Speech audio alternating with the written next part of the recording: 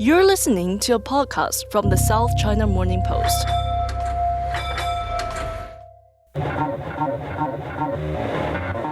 You may have heard his name, but have you heard his content? Life for a man is harder than life for a woman. We need to have a lot of to be an important man. To be a woman, you need makeup. If you're truly beautiful... His name is Andrew Tate. He's a controversial figure at the forefront of the so-called men's rights movement. And regardless of how you feel about his pretty abhorrent views, he holds a powerful sway over his male audience, mostly teen boys, not just in the US. Andrew Tate had a relatively strong appeal among younger men in some parts of Southeast Asia. Even friends in Malaysia, for example, have said that localized versions of Andrew Tate have come up.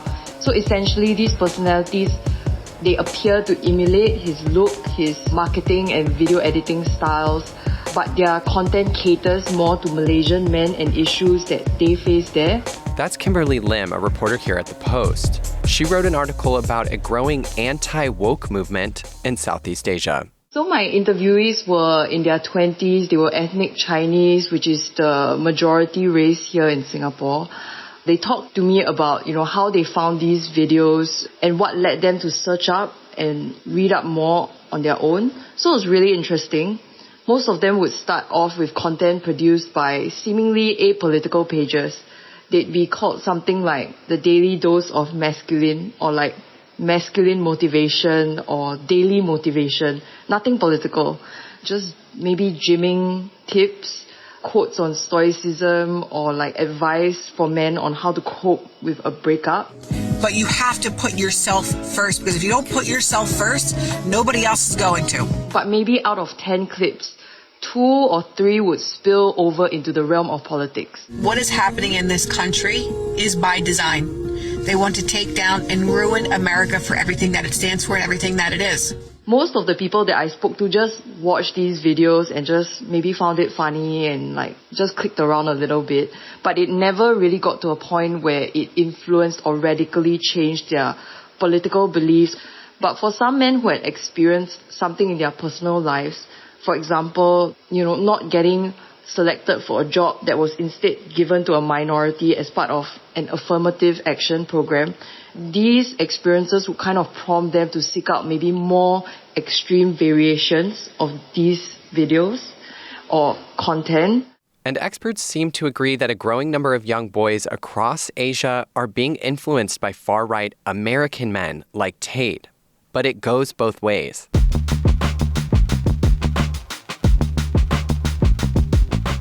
The dissemination and adoption of these ideas is not a one-sided affair, but rather it's a dynamic two-way street. Munira Mustaffa is a security specialist and managing director of Chaucer Group. She said that conservatives in Asia are just as influential in the anti-woke movement, often sowing discord with the West for imposing a feminist or LGBTQ+ agenda. A lot of the Eastern conservatives believe that progressive values come from the West.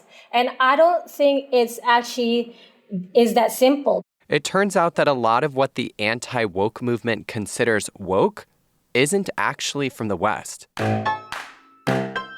A range of sexualities and genders have existed in Asia for a long time.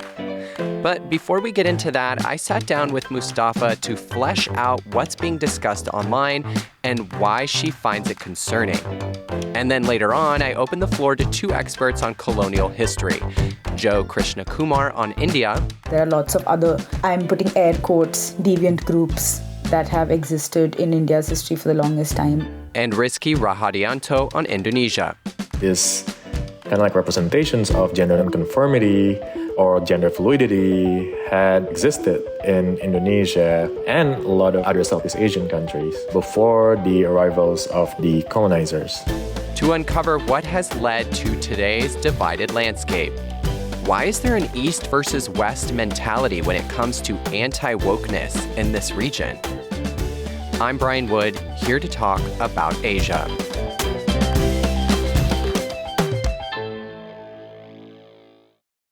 Munira, thanks for chatting today. Before we get into the topic of anti-woke, can you first help me to define what woke even means? It's becoming sort of a joke for many people online.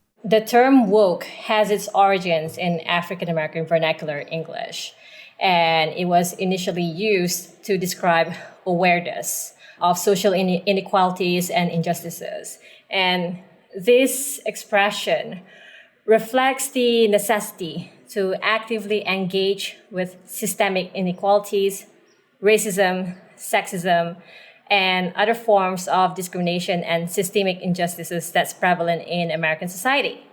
However, in response to the Black Lives Matter movement, conservatives have since co-opted and distorted the concepts and significance of woke, turning it into a trivial, absurd, disingenuous, and tiresome cultural war that is centered around semantic disputes.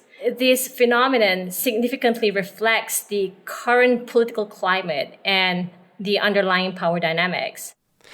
This so-called culture war, it's made its way across the world. So how it has made its way to Asia is an interesting way to frame the question. The version of wokeness, as defined by American conservatives, is being adopted in Asia only because it is useful as a catchphrase or a tool to mobilize polarization, and it simplifies socioeconomic conflicts without actually treating the underlying problem. And this approach makes it more convenient to portray the push for progressive values and equality as an external menace, rather than recognizing it as a legitimate evolution in societal attitudes. So where is this anti-woke discourse mostly taking place? We can't really say specifically which platforms. I know a lot of people say it has to do with Gamergate and 4chan, but the dissemination and adoption of these ideas is not a one-sided affair, but rather it's a dynamic two-way street. What do you mean by that? So beyond passive consumption, there exists a vigorous ecosystem of active online interactions and engagements that help amplify these concepts. And social media algorithms play a pivotal role in this process. Social media platforms curate and recommend content based on user behavior and preferences, which significantly influence the spread and reinforcements of these ideas. And this algorithm-driven engagement ensures that certain narratives gain traction, creating echo chambers that intensify and solidify these ideologies. Any examples for me? Think of Andrew Tate, because a lot of his content is being pushed to not just older men, but also younger, easily influenced young men. As such, the conversation around these topics is not merely about the content itself, but also about the digital mechanisms that facilitate their widespread acceptance and propagation. And alternative right-wing media also play a huge role in disseminating these ideas and concepts because they are now competing with mainstream media for views and engagement. Why would someone want to listen to people like Tate? A common misconception is that far-right ideologies are exclusively about maintaining white supremacist beliefs. I mean, that is one aspect of it, and we do have a global problem of white supremacy ideology. But we also need to understand the root causes of the grievances that drive individuals toward these ideologies, such as economic anxieties, a diminished sense of self-worth and identity, or the perceived erosion of the value or importance. And a lot of this can be attributed to the fact that women have more purchasing power. A lot of women are becoming more independent. We're going to universities now. We have jobs, we have career. And these ideologies often stem from a deep-seated fear of losing privilege and a decline in the status quo, which can manifest as a reactionary stance against changing societal norms.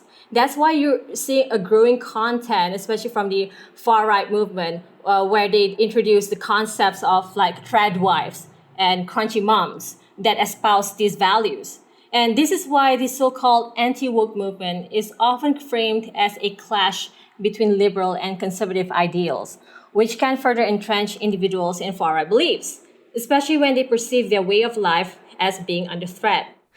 Most everything we've talked about is happening online. Are there any real-life implications? There was a recent publication that shows the voting behavior of the Gen Z generation, and you can see the divergence in preference. You can see that young women are more likely to vote parties that they believe represent their progressive ideals, but the young men go in the opposite. They're voting for the more conservative parties. So what are these young, far-right people fighting against? What are they so afraid of? A lot of the Eastern conservatives believe that progressive values come from the West. And I don't think it's actually is that simple.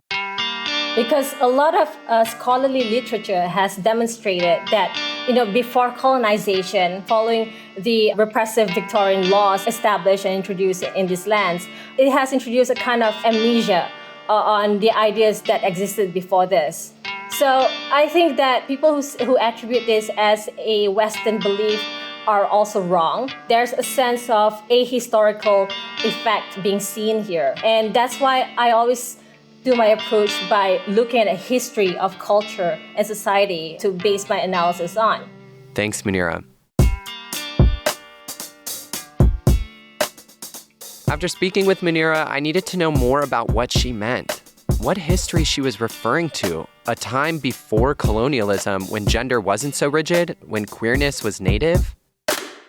Here's Joe Krishnakumar, a social anthropologist based in London. People think that it is a Western import, but not a colonial import, which is really interesting because in the case of the British, every single colony they went to, they introduced an anti-homosexuality section into the constitution. And unfortunately, our countries kept it in the constitutions post-independence. In the case of India, it's called Section 377. That was written into the law as likened to bestiality and pedophilia, which also tells us why so many people think that homosexual people are pedophiles, etc. So that there was this whole moral panic that was attached onto homosexual people for the longest time, right? It's interesting that, in fact, what could be viewed as conservative values today actually came from the British in the case of India. Rizky, you're an independent journalist and filmmaker based in Jakarta. What about the case in Indonesia? People seem to forget that this kind of like representations of gender nonconformity or gender fluidity had basically existed in Indonesia and a lot of other Southeast Asian countries before the arrivals of the Dutch, before Islam, basically before every other colonizers. Example is the 5 genders in the tribe of Bugis in South Sulawesi. People could identify as one of the 5 genders. So there's one that is kind of like the traditionally male, traditionally female, and kind of like men who perform femininity and women who perform masculinity. And then the 5th gender is the Bisu, which is roughly translated as the divine gender, which is kind of like the agender. It's kind of like beyond gender, right? I think in the case of India, it's the Hijra people who are constantly talked about. When people want to talk about any sort of variance in gender identity, the first thing they talk about are Hijra communities, cultural communities. But it's not only Hijra communities that have existed. There are, other than Hijra communities, there are Kothi communities, there are Ravani communities. All of these communities very much exist, even now in India. So they have existed for the longest time. So, Joe, what happened when the British came? But of course, what happened was a lot of these communities were grouped together under one larger deviant group of people deviating from the usual norm. We've always had ancestors, but at any point they would be lumped together to obviously be sexually controlled because that's what governance does. As Rizky said, a lot of groups in India, as in Indonesia, as in other Southeast Asian countries, are trying to dig back into our history and see what was the pre-colonial history we had. So then how can digging into that history and discussing it with others contribute to wider solutions? I think like our entire conversation has been full of solutions. If just these 5 things happened, life would be easier. But I mean, we're not, I think we're just repeating what so many activists and grassroots workers and people with lived experience have been saying for so long, right? It's nothing new. So I think for both of us, it's just more about repeating exactly what they've been saying. Listen to people who are doing the work day in and day out, dealing with crisis day in and day out. without any sort of rest. So please do add nuance into your understanding, I guess, of any issue. And as I keep saying, you don't have to understand it to respect the fact that that is somebody's life and actually treat it as somebody's life. And yeah, like, I don't know. Rizky, what do you think? I feel like I've said what I wanted to say, at least. And in relation to the pre-colonial history, maybe for us, we already know it. We're already doing it. We're already kind of like doing the work.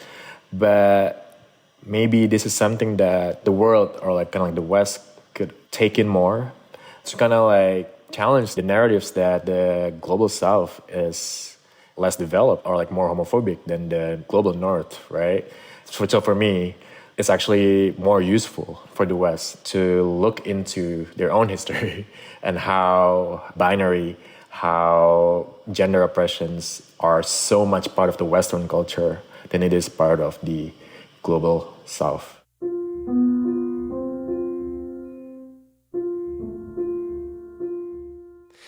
There was much more to our three-way conversation we couldn't fit into this short amount of time. We talked about how the West is harming LGBTQ activism in Asia with an outspoken approach. I think this is just from my lived experience as a journalist. I think a lot of my frustrations come from this kind of like savior complex. Rizky said liberal media or Western NGOs will label developing countries like Indonesia as homophobic and then push loud advocacy campaigns that turn much of the population off. It's actually kind of like put us more in jeopardy because now the government is aware of our existence, right?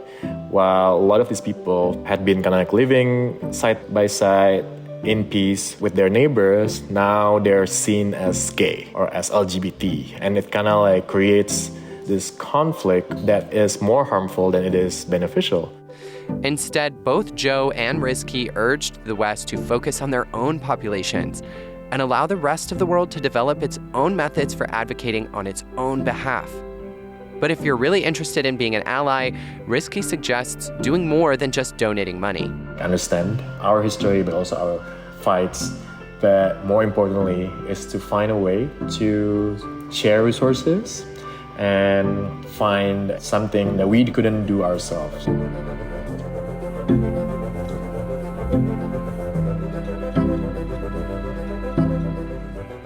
Again, thank you to all of our guests for joining me today. Rizky, Joe, Munira, and of course, the Post's very own Kimberly Lim. I'm Brian Wood. Until next time.